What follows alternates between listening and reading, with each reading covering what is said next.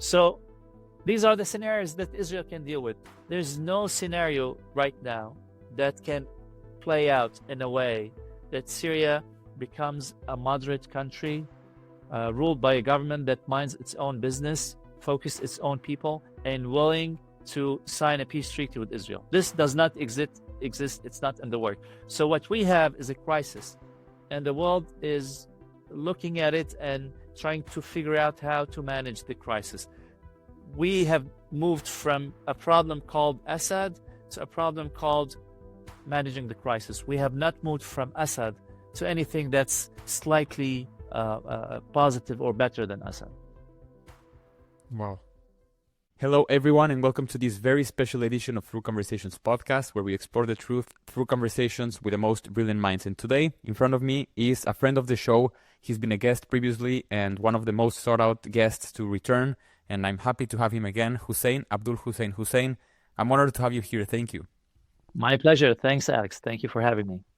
It's an honor, and like I said before beginning to record, your voice is very important in today's reality that's shifting constantly in ways that we cannot comprehend. And I would love to hear your thoughts on it.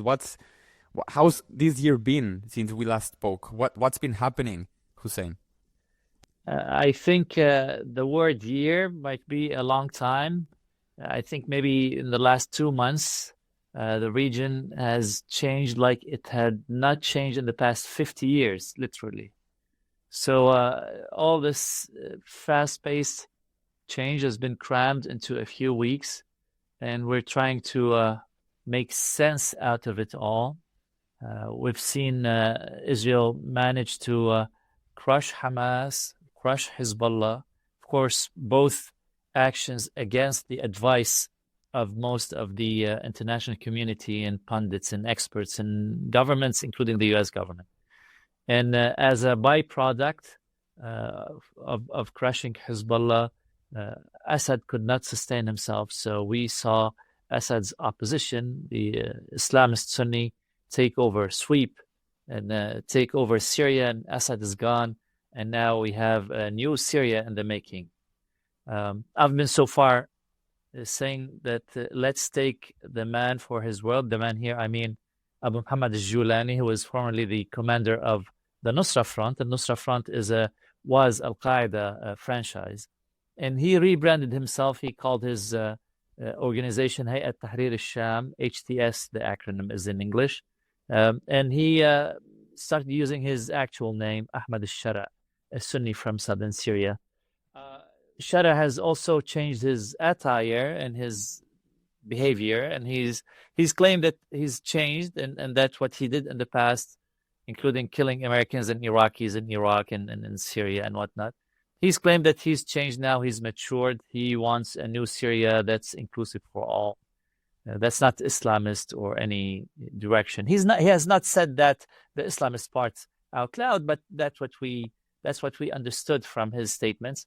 I, for one, against all odds, I decided to give him the benefit of the doubt and say, okay, listen, if you are who you say you want to be, then we'll be happy to let bygones be bygones. So for a few days, when the Syrians were jubilant, I took him for his word. I saw the positive things, and I said, let's turn the page. And it's unfortunate that while I was writing that, while he was saying what he was saying, while I was writing what I was writing, Syria was going to Islamization. I mean, you look on the ground, and the signs, you cannot mistake them. It's going toward Islamization. It's going to become an Islamist state. Now, of course, yesterday, Shara went on BBC, and the BBC interviewer asked him whether this will be Afghanistan or Turkey, and as if these are the only two options for Syria, how about Syria becomes a civil state for everyone? But clearly that's not on the menu for now. So he said, no, Afghanistan doesn't look like Syria. Afghanistan is tribal. We're a different country. We're a different culture. And then the interviewer asked him, how about women's rights? How about men? Will they still go to school and college? And he said, yes, this is in Syria. We do this all the time. Now, he didn't specify whether this time they'll be going to segregated colleges.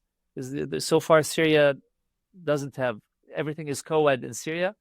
And he didn't say whether there'll be any code imposed on these women. So as far as we know, they will not sit at home. They will go and get their education. Now, the second question was about alcohol. And at first, Shara did not answer. But then the BBC interviewer insisted. He said, and alcohol. Now, notice how at first Ahmad Shara said, when he was asked about the women's education, he said, by all means, they will be going to school.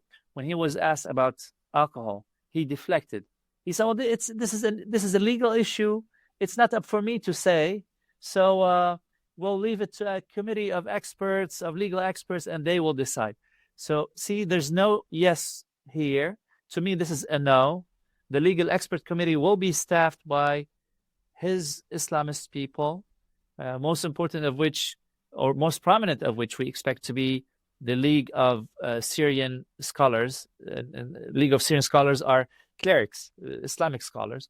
And I'm pretty sure, I've been reading all of the fatwas issued by these guys. I'm pretty sure this league will say no.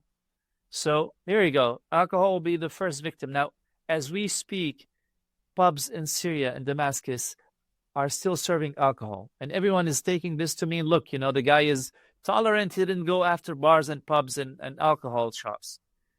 Call me skeptical. I don't think this will last. I think he will take over. He will turn Syria into Islamist. My confidence in him was misplaced. Again, I was not naive to believe him, but I was just saying, okay, let's give you a chance. So I gave him a chance. I don't think he'll take it. I think we're going to Islamist Syria. I'm sorry. Wow. And it just, at least from the outside, Hussein, not being an expert in the region, of course, like you are, it just seemed as though, of course, the whole situation that happened, the war between Israel and Hamas, it didn't seem as though the ripple effects could be counted like this and so quickly. And so the fall of Bashar al-Assad, Assad's regime, was something that from the outside seemed just like a glitch in the matrix, quote unquote. Like it wasn't supposed to happen on the script of the situation. But then again, nothing was supposed to happen on the script. Everything just went on a vacuum.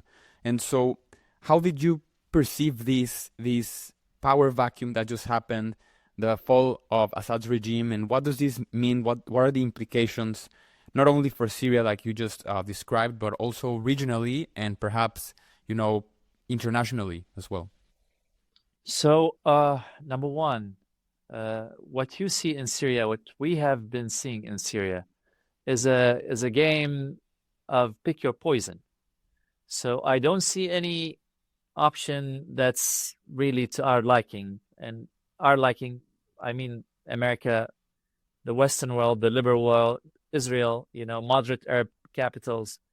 I don't think we have any option to our liking. Our choices have always been between bad and worse. And you have Assad, the chemical Assad, who used chemical weapons on his people. So we're happy he's gone. But then you have HTS, and I just explained why I think, even though they said they've moderated, they're still Al-Qaeda deep down inside. They're still Islamist. And then you have something that's even worse than Al-Qaeda. So imagine, I never imagined that I'll ever say this statement, but then you have ISIS.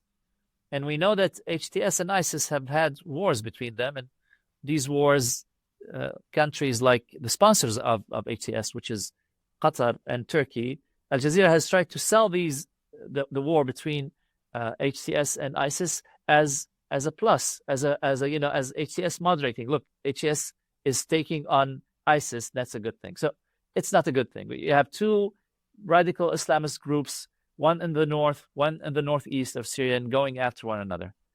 And then after these two, you get the mild Islamists, the moderate Islamists who don't really want to war, but they want to ban alcohol and maybe segregate schools. And this is what HTS is trying to become now. So they're trying to switch from really jihadi radical Islamists who kill to ones who don't kill but impose their code. So these are the options that we have. I wish there was a power that would, emerge. Yeah, but I have a lot of Syrian opposition friends. They're not opposition anymore now. Assad is gone, and they're civil, and they understand how proper government that fit the world order should be. But they're few and far between. I don't think they have the muscle or the popular weight to change things. So with this said, we'll have to see what unfolds in Syria. Now, here's the thing: how this affects the region and Israel in particular. If HTS, what's happening now on the ground, and that's not being reported really, is that HTS is still clearing the rest of Syria. There are pockets that they call pockets of insecurity, and they're clearing them. Now, if HTS manages to consolidate its grip over Syria and rule, the theocracy, autocracy, whatever you want to call it, if they manage to do that, then Israel will have to deal with an Islamist state to its north. Now, this Islamist state is not yet threatening. So it'll take them some time to build capacity and be able to threaten Israel in a serious way like Hezbollah used to do. But if HTS does not manage to beat its rivals, and there is civil war between HTS and the Alawis on the coast, or between HTS and Kurds in the east, or between HTS and the Druze and the Arab clans in the south, any scheme like this means that Syria plunges into civil war. If Syria goes to civil war, that'll be the best case scenario for Islamist Iran regime, because Iran thrives in civil wars. That'll be its best way to rebuild its militias, first in Lebanon, then in Syria, and we will certainly see a comeback by the Iranian proxies, say in the coming 3 to 5 years, some in the midterm, in the near term, near future. So these are the scenarios that Israel can deal with. There's no scenario right now that can play out in a way that Syria becomes a moderate country, ruled by a government that minds its own business, focused its own people, and willing to sign a peace treaty with Israel. This does not exist. It's not in the work. So what we have is a crisis, and the world is looking at it and trying to figure out how to manage the crisis. We have moved from a problem called Assad to a problem called managing the crisis. We have not moved from Assad to anything that's slightly positive or better than Assad. Wow. And just reading all of the clandestine, cemeteries were just hundreds of thousands of bodies. I think it was in Damascus, so correct me if I'm wrong, that were found. All of the atrocities that are beginning to surface on one hand, and on the other, like you say, it just doesn't seem as though this was the right, not to put it that way, but like you say, it's just, is it the lesser of two evils? What will happen in this vacuum? And like you say, if Iran thrives on civil war, then it might as well just gain momentum again to just reestablish itself in the region. On the other hand, Hussain, I'm curious to know your thoughts, because Israel did seem to have a step ahead. It did seem like they were starting to gain terrain and just trying to control the is it Mount Hermon? I think it's Mount Hermon, no? They were trying to gain terrain there, and Netanyahu just did a visit there recently, and so it seemed that they also hurt the military's capabilities of Syria altogether, just because if the rebels have them, who knows what they can do, for example. And that in itself allows, we've also read that maybe it could be a corridor again to maybe go after again Iran's nuclear power plants, because there's no aircraft, there's no missiles, anti-aircraft missiles in Syria anymore. And so what's your perspective on how Israel approached this on one hand, and on the other, how does this help or hurt the rivalry with Iran? We've seen that Lebanon has almost lost Hezbollah by a lot. There's no Hamas, at least as of now, as they're recording right now, December 19th, there's a lot of discussions on hostages deals, also partly due to Trump's rhetoric, maybe. But if I'm getting to the gist of the conversation of the question here, Hussein, is, on one hand, Israel's approach to it, how to mitigate the crisis on their hand, and on the other, how does this affect Iran's hand on the region? So let me start first with Lebanon, since you mentioned Lebanon. I think Lebanon has a serious chance of snapping out of whatever is happening. They are going to elect a president on January 9, and one of the candidates with the best chances is someone who's shown his willingness to get done with the Hezbollah problem, just to disarm Hezbollah and have the state take over. Now, I don't think this president will go as far as signing peace with Israel.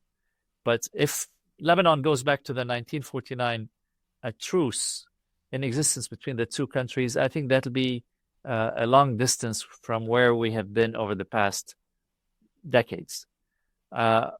But this remains to be seen, whether the Lebanese will stand up and grasp this opportunity, or they just linger and allow Iran to come back. Now, of course, Hezbollah is not dead. It's near dead. And currently it's on life support. And Iran wants it to be this way. Iran itself is somehow on life support. And Iran will hunker down. They understand that the coming 4 years under Trump are not in their interest. And they understand that they've lost badly to Israel. Their proxies have been decimated. Their air defenses have been taken out. They're vulnerable. So I think what Iran will do is that they'll hunker down and they'll wait. They'll try to wait out Trump, of course, wait until he's out of office. And meanwhile, they will start rebuilding their capabilities a bit, slowly, bit by bit. Now, the Lebanese have a chance because Iran is its weakest in Lebanon and Syria, and they can really grab their country out of Iranian hands. Whether they do it or not, that remains to be seen. I mean, as someone who grew up in Lebanon never fails to surprise me. When they get the best opportunity, they always know how to squander it. So now they have this opportunity. Let's hope that they take it. Now, how will Syria play out? The way Israel has dealt with Syria is that Israel is assuming the worst case scenario. So Israel is assuming that these Islamists, no matter what they say, that we will not attack you, and do not expect Hezbollah to regroup again here in Syria. Nevertheless, whatever they said, Israel has taken a posture of the worst case scenario. Like you said, they've taken out Assad's arsenal for fear that this arsenal might fall in the hands of either Hezbollah or HTS, so both Islamist groups. They've taken up the high grounds that were manned by Assad's men. They've pushed into Syrian territory to have expand a buffer zone. This buffer zone was manned by a UN force called UNDOF, and this is a non-militarized small strip. Now, I think Israel has been expanding it for fear that 2, 3, 5 years down the road, when HTS Islamists turn into populist Islamism, because they might fail in governing Syria, so as a compensation, they deflect attention against Israel. If this happens, we will expect HTS to do something like we've seen Hezbollah doing over the past 5-10 years. So Israel is acting according to this idea that these guys are saying that they'll be nice, but they will certainly eventually turn into enemies. So let's act accordingly. Now, if they don't turn into enemies, great. But that's Israel's posture. Now, this takes us back to Iran. What happens to Iran? Before the Islamists take over, when Assad was still in place, taking out the Iranian nuclear program by peace or by war was definitely on the table. And when I say war, I don't mean occupying Iran or, doing like America did in Iraq or Afghanistan. I'm saying surgical strikes like Israel crushed Hezbollah, Hamas. The nuclear program of Iran will be either surrendered by the Iranian regime or will be crushed. And the Iranians will have to deal with that. At this point, and after the nuclear program is crushed, then Iran will be asked to sit back and not intervene in the region. Maybe there would have been pressure on the regime until it falls and hope that the opposition will take over. At this point, I don't think anyone thinks that the Iran regime should fall immediately. I think, number one, they will try to deal with the nuclear issue, just take it out of Iran's hands. That's for sure. I think, President Trump will make this a priority. That's only my guess. No one told me this. But whether we will pressure Iran all the time until the regime collapses, I'm not sure whether this is still a top priority as it was before Assad collapsed. The reason I'm saying this is that we have to think the same way we thought before the war after 9/11 started. So after 9/11, America decimated Sunni Islamism in the region, knocked out the Taliban, then knocked out Saddam Hussein, who was not an Islamist but who was a Sunni power, and the knocking out Sunni Islamism gave Shia the space and the vacuum to fill in Iraq, Lebanon, and Syria. Now, what the Israeli war did by decapitating Hezbollah and crushing Hamas and weakening Iran, it gave the Sunnis space to come back. Again, we're back to the pick your poison kind of thing.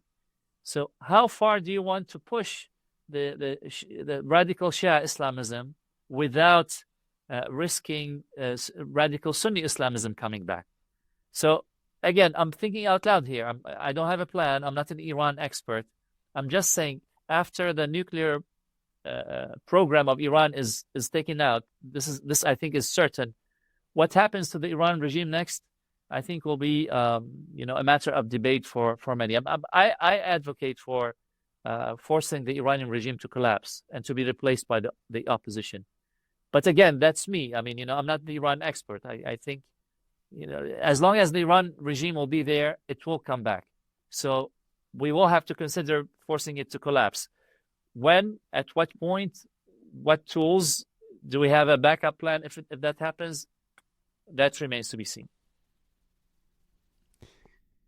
Yeah, it seems from listening to you, it seems that we're just cutting one head of the serpent and just two are growing in its place. And it seems that war in itself and in the region especially that's been happening always. And it's been my concern, of course, not an original concern at all. It's just that maybe this is not sustainable just to have long-lasting peace there because, but on the other hand, if these measures are not taken, then we still have the original war. So it's just, like you say, it's bigger poison scenario all over again.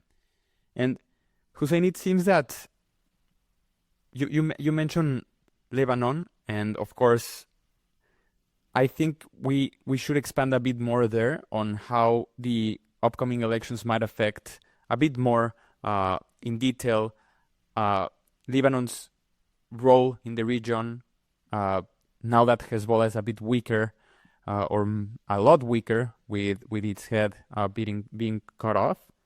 But at the same time, you have, like you said, you have the more radicals coming into the equation.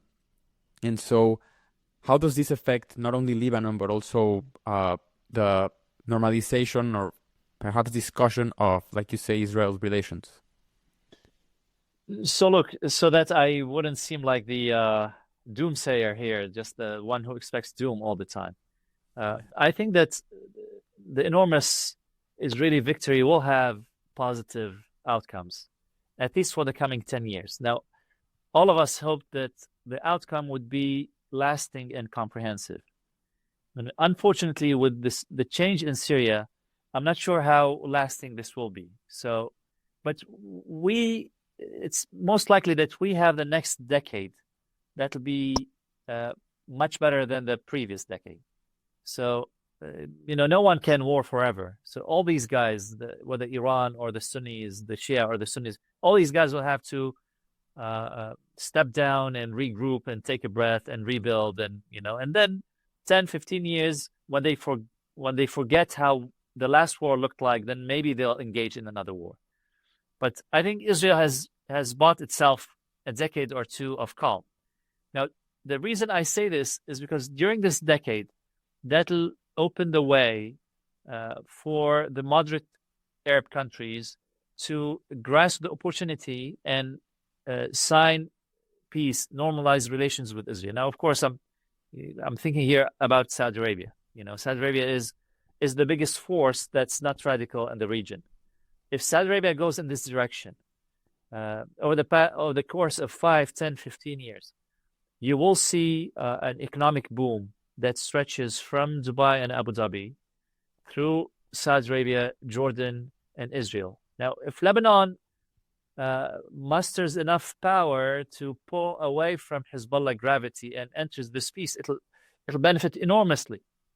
But again, like I said, I grew up in Lebanon. I know Lebanon inside out. I'm not sure that they will take this opportunity. They'll probably sink into their own shenanigans, domestic politics, to the extent that they will fail to see the big picture. But I hope I'm wrong. I said there's an opportunity, there's a window of opportunity coming up on January 9. We might see some things change, so we'll see what unfolds in the new year. But for now, I think the Saudis will take normalization once the killing stops from all sides. I mean, it doesn't look good for any country to be seen shaking hands and signing peace when anybody in the region is dying. I don't think the Israelis have the time and bandwidth at this point before the war wraps up completely. Gaza, Lebanon, Lebanon, we're still within the 60-day period, so we're not sure whether Hezbollah's, is it disarmed? Has the Lebanese armed forces taken over? So there are still loose ends that need to be tied. Once we move past that, if we have, when war stops and we move toward peace, I expect to see an economic boom at the time when the other countries will have a choice again. Islamist Iran, Islamist Syria, half Islamist Iraq. I'm not sure whether we call it Islamist or not yet. But these countries will look at the other half of the region and see an economic boom. And they'll look at themselves and they'll have to choose again whether they want, and this is a classic economics theory, of course, whether they choose weapons, butter, or arms. So either they go for economic growth or they go for rearming again. Now, as someone who's connected to the Shia community in Lebanon, I can tell you that the sentiment is not for arms. These guys want butter. Whether Iran will let them, whether the other forces, the militias, the proxies. Now, the proxies Iranian proxies in Iraq, I think, will grow to compensate for their weakness in Gaza and Lebanon. But we don't have a crystal ball. We know how things might unfold. We know on which way we are.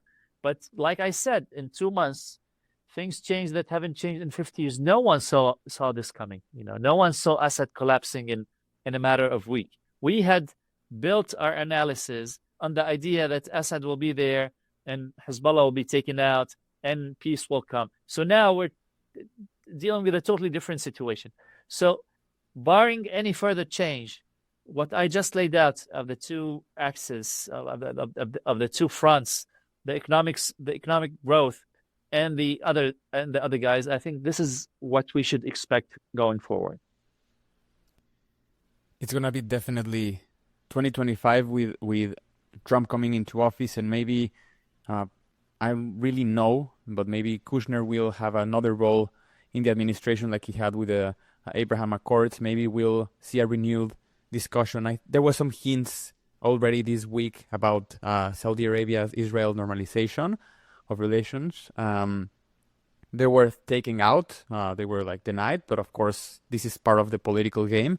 So maybe when Trump assumes office, this will change, and hopefully it does change to get to that path, like you say, of a decades long of peace. And it's, while I'm listening to you say that, I'm curious to know, we kind of went over it a bit on Trump's re-election. He's assuming office in a month or so, and it's amazing to just see how a post on social media, when the unfortunate killing of a hostage in Israel, a U.S. citizen, happened, and he said, if the hostages don't return, when I assume office, all hell will break loose. And then you see there might be a ton of different situations happening that I don't really have a vision on, of course, because I'm not in the Israel politics or on the region itself. So, but then we saw the hints this week of a ceasefire and the hostage negotiation.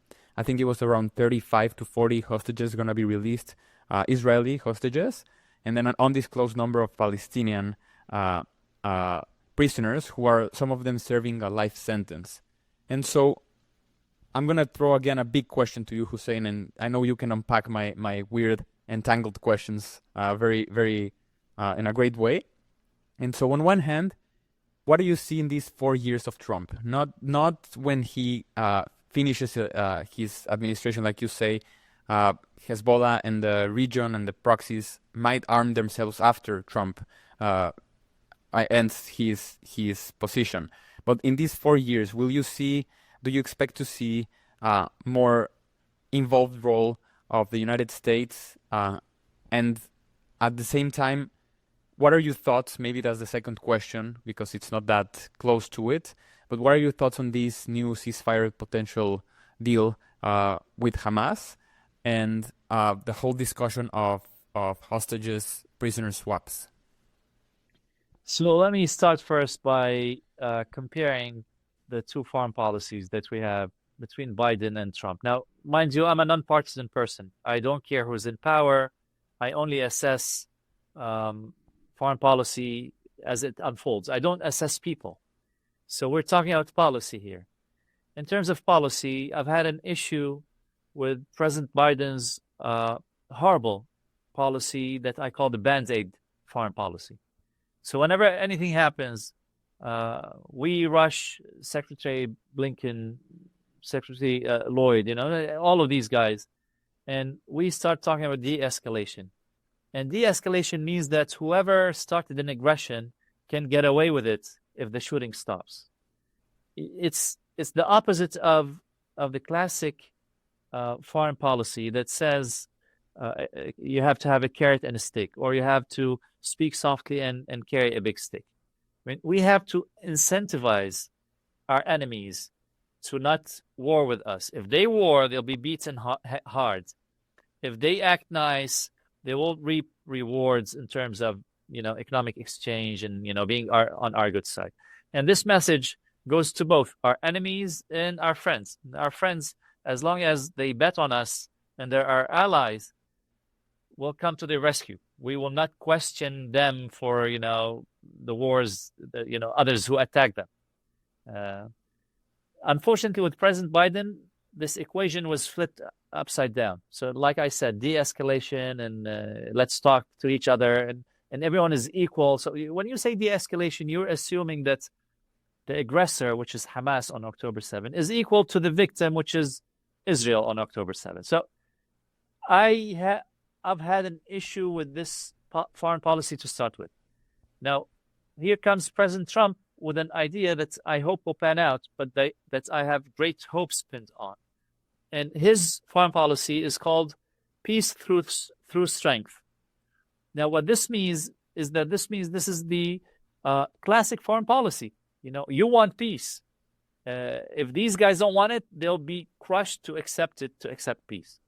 This is what it means. And this does not mean that we are going to engage in forever wars or occupy countries and try to engage in state building and nation building and stay in these countries for decades or so. So what Israel showed us over the past 14 months is that you can win wars without engaging in forever wars and occupation. And Israel showed America, and I hope Americans are seeing this, that we can use our mighty military muscle to our advantage without being beholden to the idea that, oh no, war, we can't fight war, so let's concede.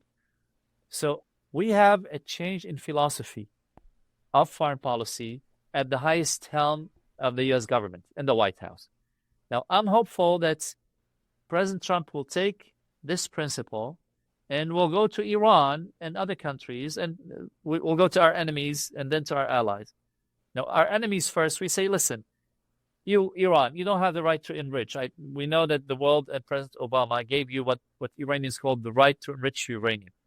The right to enrich here means that you start milling your uranium, mining uranium, milling it all the way to yellow cake, which you can use for production of energy or weapons.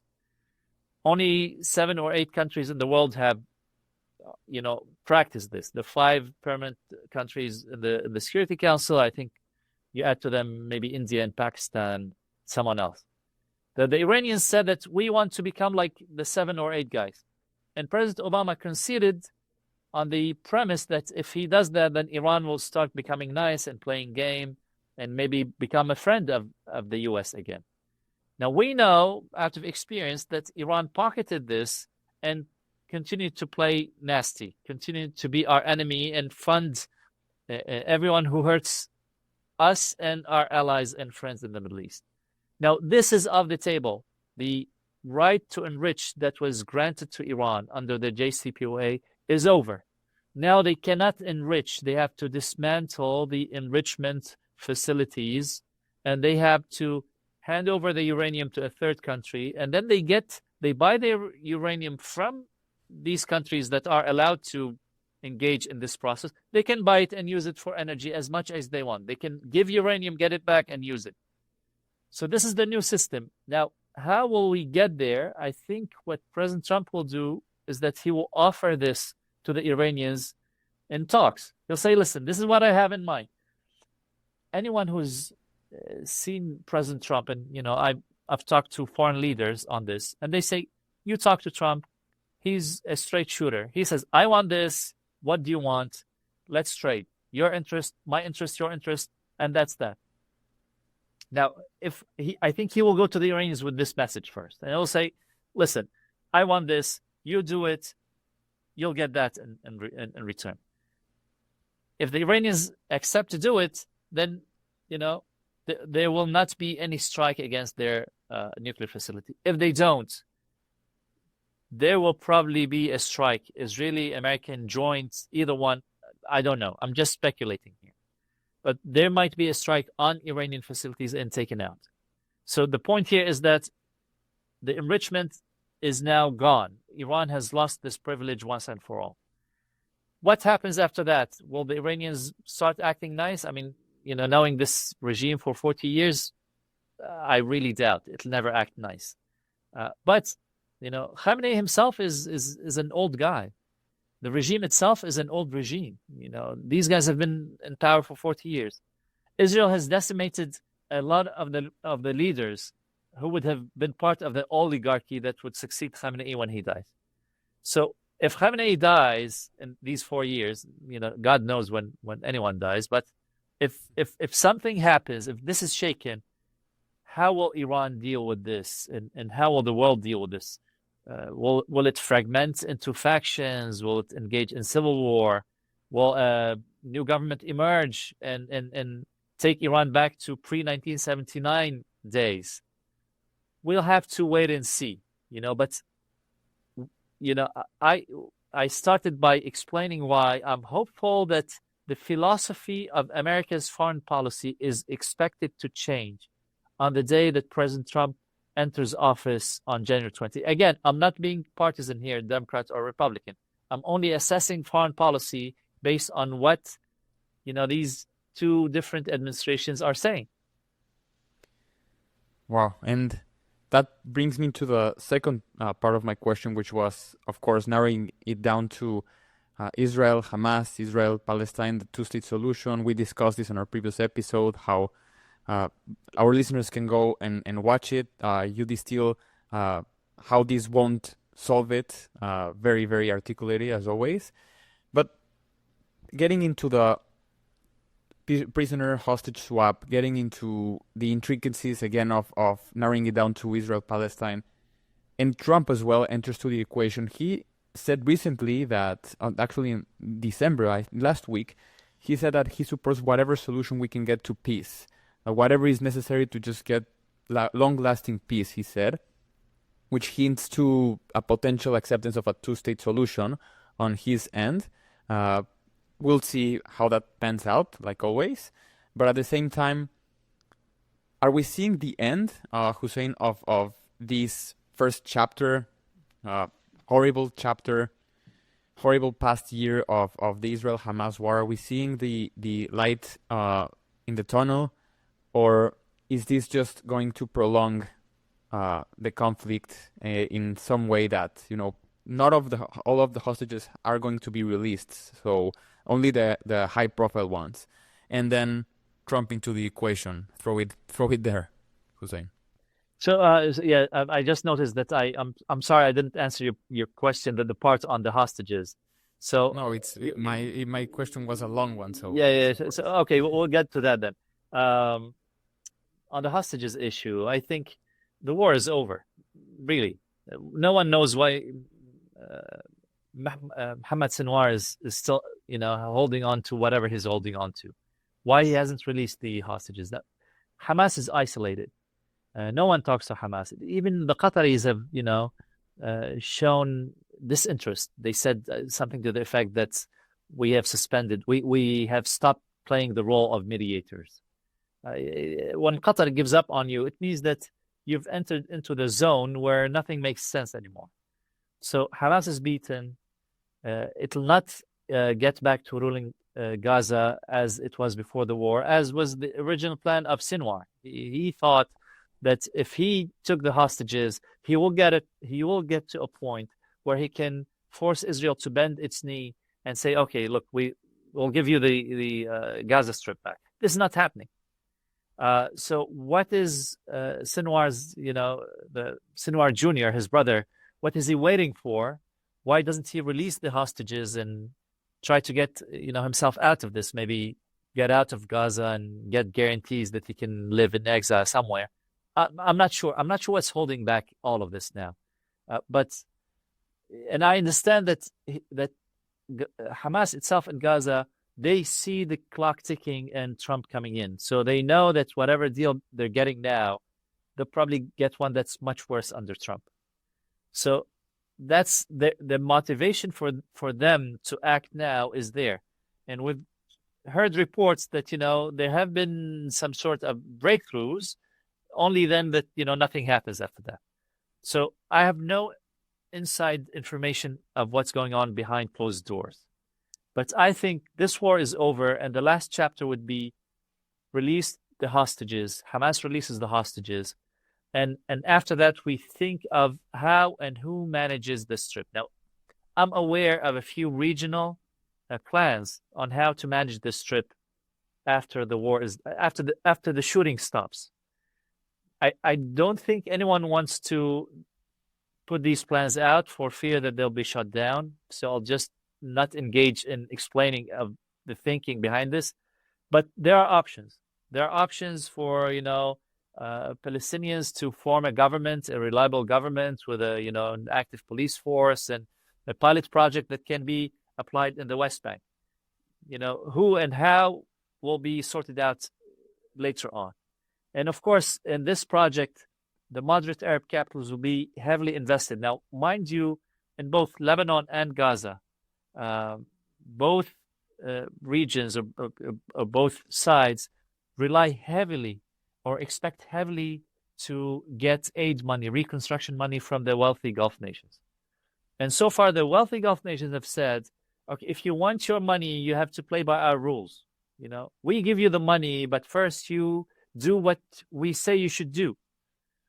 And this has been one of the main reasons if this gentleman of the army commander, Joseph Aoun, gets elected in Lebanon on January 9. I think this will be the biggest motive for why the Shia Speaker of the House, Nabi Berri, will let him get elected, because the Gulf countries have told Berri, either elect Aoun or there'll be no money. And the situation with no money will be really miserable for Berri and the Lebanese Shia. And the same thing applies to Gaza. So Gaza, post-war, the moderate capitals will play a role in deciding how this happens. Now, there are a few wrinkles there that on Gaza, the Gulf capitals are not really on the same page, so they have different opinions. That's number one. Number two, we have the issue that's called Mahmoud Abbas, the 20% guy, the 30%, whatever commission he takes, his cut is. But Mahmoud Abbas is really an obstacle there. He wants to make sure that whatever happens through him. He wants to make sure that whatever reconstruction money comes to Gaza is funneled through him. And of course, we know once you give Mahmoud Abbas money, no one gets to see the money after that. So Mahmoud Abbas is an obstacle over here. And the reason he's an obstacle is that, as it stands, he's the one who enjoys the most authority, and he's the legitimate guy for the Palestinians. So whoever you appoint, if you come and you anoint someone, you say, Hussein will be the ruler of Gaza and will oversee reconstruction. If Mahmoud Abbas says, no, Hussein doesn't represent Palestinians, then my position will be in question. So Abbas is not playing game, he's not playing ball, and we're not sure how to handle him. So I'm sure there are pressure, maybe behind the scenes, maybe they're trying to buy him off, give him money. I'm not sure what's going on, but this is where we are at this point. How much will Trump push this forward? Maybe like I said about Hamas, maybe Mahmoud Abbas is thinking, okay, Biden is still in office, Blinken might be lenient, he might give me a better cut. If Trump is in office, he might shut down the whole income that goes to the Palestinian Authority. He might, the last round, he shut down PLO's office in Washington. So I'm sure that Abbas knows this. I'm sure that he knows he might have a small window where he can get a favorable deal. But after that, after January 20, things might really shut down in his face. So what we might see in the coming month, I'm guessing, yes, month and 1 day. So what we might see in the coming month is that these guys will rush to get the best deal that they can, as long as Biden in office, thinking that if when Trump comes in office, they might not get as good a deal that they can get now. You started the conversation, Hussein, by saying that we haven't seen this kind of a change in 2 weeks, 2 months that we've seen in 15 years. And you mentioned Sinwar during this intervention, during just this section now. And it's just, I keep remembering all of what has happened, and it's just insane. And Sinwar was part of the prisoner swap with Gilad Shalit. He was part of the deal. And now, in hindsight, we're seeing, the repercussions of it, October 7th, and the whatever happened afterwards. And so now my concern is, I'm trying to put it in the same perspective of you mentioning that Israel might have gained a decade, 15 years of peace or of stability in the region, but some of the prisoners that are being discussed of being swapped are serving life sentences. So I don't really know who they are. Are they Sinwar's type? Are they the next wave of leaders who might want to destroy Israel in the West and just spread their rule? And so how can we consolidate, Hussein, these two really? It's so impossible, this gray scenario where we all want the hostages to be released, but it comes at a cost, and it might have been a deferred long-term cost. It might have been, God forbid, October 7th was just in 15 years we'll see something related to it, God forbid. But if I'm making sense, Hussein, with this, paradox that I'm trying to articulate. No, I understand. I think, hostage release and the exchange with prisoners, it's always not the optimal way of handling this. Now, here's where things differ from the time when the exchange for Gilad Shalit led to Sinwar. Is that if they're released this time, there's no enclave where they can just hide without Israel reaching them. So when Sinwar went into Gaza, and then Gaza, was this enclave that Israelis were not really at liberty of going and grabbing anyone. So that's one point. This safe haven for terrorists in Israel is gone. That's number one. Number two, I think it doesn't really matter the names. What I've heard so far and read is that the name that Israel is not ready to release is Marwan Barghouti. And Marwan Barghouti has been the most popular, and poll after poll shows that if he's ever released from prison, he'll be elected the leader of the Palestinians in a heartbeat. But I don't think that's the reason why Israel wouldn't release him. I think Israel wouldn't release him because he's a symbol of more. I mean, he was nabbed and thrown in prison because he had Israeli blood on his hand, and he commanded attacks during the second Intifada. So he's sort of the equivalent of Sinwar. I mean, no one is the equivalent of Sinwar. Sinwar is the bloodiest Palestinian. But, there's an issue, is that if you release this guy, then that's a license for anyone in the future to kill Israelis. So what I've heard is that Barghouti is off the table. There are other Palestinians with life sentence who might get released. And like we said, they have no safe haven. They either get released and be shipped to some exile, or they will sit there, having to maybe retire from politics, because they'll be there, either in Ramallah or in Gaza. Then this said, it really does not depend on one person. I think maybe we said this in the previous time we had this interview. It depends on the culture. We need to see a change in culture, that Palestinians do not think that the existence of the state of Israel is reversible. We have to get to a point where Palestinians think that Israel is something that they are okay to live with, and they'll be happy to live with, not only okay. And that they want to live alongside this state, not instead of it. As long as this culture is not shifting, they will keep on producing many Barghoutis and Sinwars and Haniyas and Daifs and all these guys. And this, by the way, this is not related to the war in Gaza. Everyone started saying, well, the war in Gaza will produce new terrorists or new violent Palestinians. It's not the case. Now, the war doesn't do that. This happens over a period of time that you measure in years, not in 1 year, 10, 15, 20 years. Not only at school, also at home. You go home and you see you see your parents and the neighbors and your uncles and relatives, and everyone is praising this guy because he was a shaheed, a martyr. This guy, he's lucky. His parents are lucky. And if you go into a crowded place, people will stand up and give you your seat because you're the father or the mother or the brother of a shaheed, of a martyr.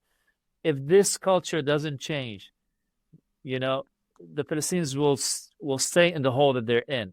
So we have to be frank, and by we, I mean Arabic speakers. Anyone who has access, anyone who can speak the Arabic language and can speak as an Arab, myself included, we have to have this conversation. We have to tell the Palestinians, listen, peace with Israel does not depend on borders or lines or numbers. It depends on trust and a shift in culture that will win you Israeli trust. When the Israelis feel that they can trust you, they'll give you everything. It doesn't matter the size of the land or the size of the water or, all these issues that have been sticking. So trust is the point here. So what I'm saying is that what you will see over the hostage release versus the prisoner swap, that'll be a technical issue.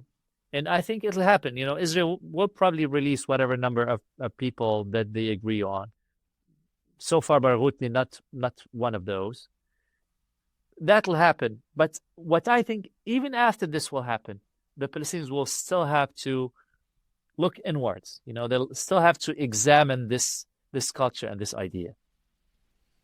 Wow. Yeah, and it was actually gonna be my last question here, Hussein. You mentioned the culture, and we discussed again probably around 4 to 5 months.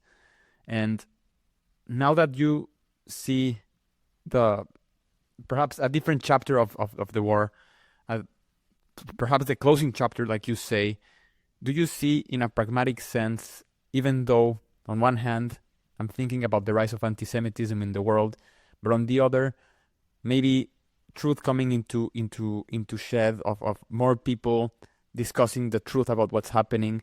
Do you see in a pragmatic sense a shift in the culture in the past year and moving onwards? Or do you see just a stagnation or even a reversal and even becoming worse for the future? Are we talking about the Arab culture or the everywhere, like America included? I would love to hear both. Okay. So the Arab culture, the split has been there. Now, what has happened is that this war has given advantage to the people like me, people who want peace. Because they're saying, listen, it has been 75, 76, 77 years, and this is the most recent round. And look at it, look at Gaza. Does this look like a successful plan for you moving forward, or should we try something else? Does this mean that anti-Semitism among the majority of the Arabs has gone down? I don't think so. I think what you hear now are the pragmatic voices, the realistic ones. They're saying, look, even if we hate the Israelis, we must make peace with them. So that's the most common voice. That's not me. My thinking is that Israel is an asset. We have to not only make our peace, we have to understand that Arabs and Jews living together is in the advantage of both sides. But that's only me. I don't really represent the majority there are a lot of people like me, but we're not the majority over there. Now, around the world, I think I never believed that the anti-Israel, anti-Semites in the US were the majority. I think poll after poll showed that 80% of Americans supported Israel and 20% supported Hamas. I think the 20% is much noisier and louder and troublemaking than the 80%. So the 80% sitting and they're saying, okay, we trust Israel. We're happy that we're helping in terms of money and arms and whatnot and diplomacy. And Israel is doing a good job. So there's no need to go on the street and shout anything. Now, the other party is really the loud and noisy party. And it makes it look as if the popular majority is on the side of Hamas But now, look, mind you, all of this protests that we saw during the spring season, where are the protesters now? And I knew this will happen. I've lived through so many events like those: the first Intifada and the second Intifada and the 100th Intifada, and many rounds of war between Israel and Hamas in Gaza. These wars that ended just like they started. No one knew why they started. No one knew why they ended. This one is different, of course. So all these wars, you get people who go on the street. You have an adrenaline rush. The street is fun. You get to meet new people.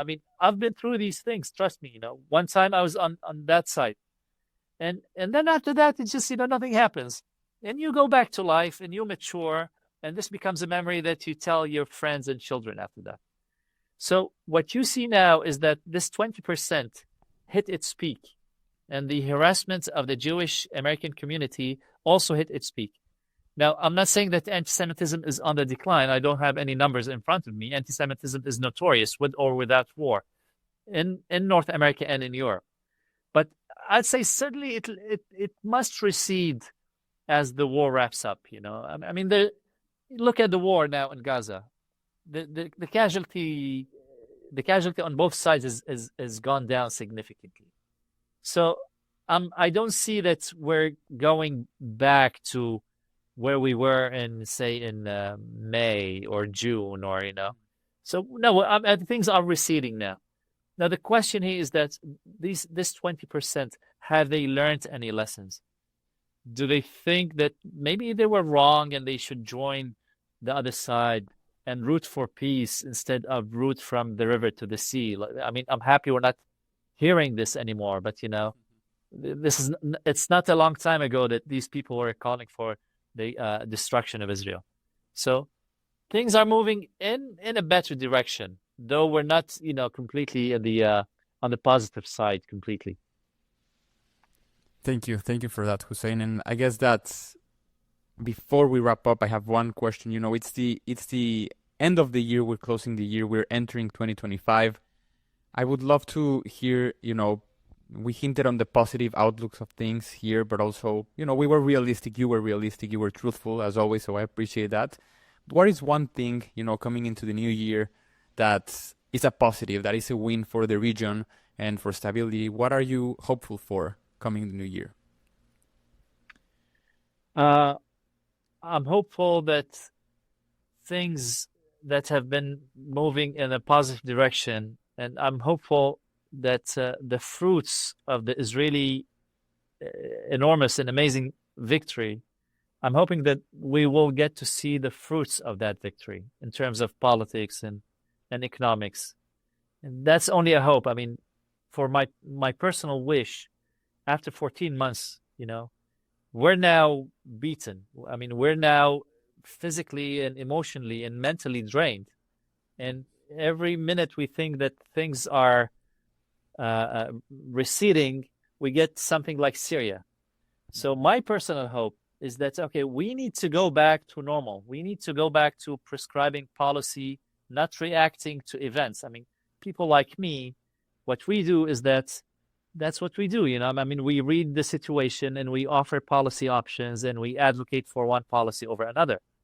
But over the past 14 months, I mean, the events have been ahead of us to the extent that I don't remember myself working on anything longer than 8 weeks or 12 weeks. And not because, I'm lazy, but because things are changing in such a way that you can't really project or say, okay, if we do this in a year or two, that'll happen. So I'm hopeful that in 2025, we will start to see the light at the end of the tunnel, things turning positive, hostages being released. The day after in Gaza starts coming out in the public, normalization of the Saudi Arabia starts taking shape. Lebanon snaps out of Iranian control and starts moving in the right direction. I mean, I think all of these things are possible and very, very probable. But again, this is the Middle East, so we might have another year or two and just going back to the same grind of daily crises and us reacting to them. I subscribe to that hope, Hussein, and I know that you working around the clock, sharing your perspective and your expertise with all of us, myself included, I really do pay close attention to what you share with us. It's really appreciated, and I'm grateful for you always being willing to come to the show and share your perspective with our listeners. And I wish you a great new year, and hopefully that vision comes into fruition. I can't wait for that vision, but I know if it doesn't happen, I still have you to come and help us make sense of the situation. So, Hussein, thank you again for joining me. Thank you, Alex, and happy holidays, happy Christmas, Hanukkah, New Year's to you and everyone who's watching us. And thank you very much.